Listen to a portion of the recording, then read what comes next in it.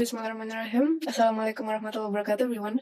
So today we're going to talk about being a Muslim in the midst of modern society. Because being a Muslim in these times is not as easy as you think. Because we tend to feel that we're different, right? Like even in our friend groups or just now, like the trends that has been going on, and we just don't align with the norms and with the majority of the culture that we're in for youths. And for righteous Muslims who are youths, we tend to feel like differentiated and isolated. And this could lead us to fitting in, right? And to just conforming to them and leaving our principles and just go with them instead because it's safer that way. And then we're going to talk about how we could combat this feeling of wanting to fit in and this feeling of being isolated and the solution to it. So, first of all, we're going to talk about how Muslims and the modern society in general, they are humans. Muslims are a part of humans, which means they are no different than modern society. Like, in terms of humanness, in terms of human feelings and human desires, Muslims are no different than that. Because sometimes, like, we tend to think of religious Muslims as, oh, they're just different like that, or they're just on their own lane. And it's not true because they have desires and they have their own sins because they are humans and they are tempted and they have the same desires as the people in modern society. And the difference of Muslims and the modern society is that Muslims combat their desires for a greater purpose, for a greater reward. They know that their desires is only an instant pleasure, that if they sacrifice their long-term pleasure for this instant pleasure, which is by following their desires, it won't be worth it because they know that they are investing this steadfastness of withholding their desires as an investment for their long-term pleasure, which is their reward in the hereafter.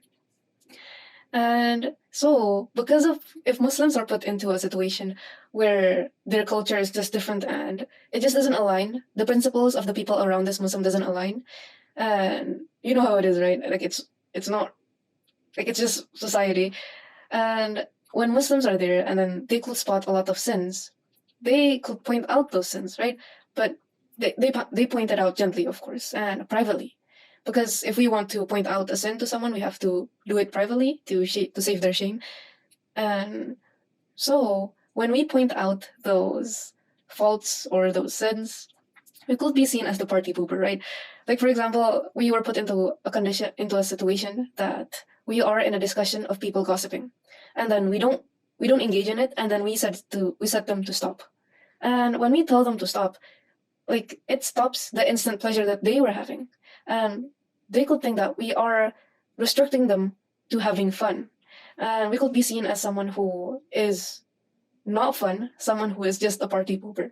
That's why I want to really emphasize on this concept that we are not different, that even us, we have those desires of having those little fun moments, but we just restrict ourselves for a greater purpose.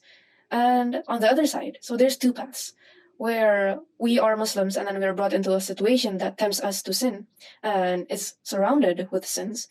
This could lead us to two paths. So this could lead us to enhancing our iman. I think I ever said this concept a while back, enhancing our iman, or this leads us to fit in. So this could make us into a people pleaser instead, because we received these judgments from people that we are different and we are just a party pooper. We don't want those insults and we get hurt. And one of the results is that we could please people so that we could receive praises instead of insults, so that we could save ourselves from insults. And this is coming out of the fear for judgment, right? That's why, like, people could be easily could easily go to the path of being a people pleaser because they fear judgment and they don't want that insults. And what do we do with this? Because it is really a hard struggle, and knowing that you're different could create two feelings. It could make us feel that we're unique, but it could also make us feel that we're an outcast. And how we could combat that feeling of being an outcast and still standing up to our own principles. how do we go back to standing up to our own principles, even in the midst of modern society where there's so much sin going on? So, one thing to remember is that only Allah's judgment will matter in the end. Because if we keep striving for pleasing people, to please people, we are striving for people's judgments. And in the hereafter, people's judgments won't be brought. Like, it will to help us in terms of our character and our religiosity. And the only judgment that will determine, like, ultimately, is Allah, right? And our decisions will be accounted solely for us and because of us. It's not because we were tempted by that one person that our sins were decreased. No, like, us being tempted and us sinning because of the environment that we're in, it counts us as engaging in that sin, and that counts as one sin. And that will be, like, brought up, right? And there will be no people that you could blame to in the hereafter, right? So it's pretty scary that in the hereafter it's all on you, right? Every decision, although it being influenced, you will be the one that will be accountable. And it's really important to really remind ourselves that when we get tempted of fitting in to other people's principles. And another thing is to remind ourselves of our why. Why did we start to embark on this path towards Allah? And why are we Muslims in the first place? And that could really help to remind ourselves that this purpose of being in this life is not to have those small pleasures in terms of sin. It's to invest ourselves for the hereafter and to worship Allah. And another thing that we could try to combat this is to know that when we're standing up to our own principles, we're actually standing up to the righteous people that has strived for enforcing these principles to their people. Imagine the prophets and the companions that have strived for this Islamic freedom, for the ability to express ourselves as Muslims. And through this situation that we're given, it's an opportunity for us to express ourselves and to really show people who we are and who Muslims are. And this relates to the concept that when we are embracing the great struggle that in the past of great struggle of Islamic freedom that was struggled by the prophets and the companions, the struggle to reach that Islamic freedom in the past, we could embrace that through freely expressing our Muslim identity. And the last one is that when we do stand up to those principles, we are actually leaving an impression to those people, right? We are actually defining who a Muslim is.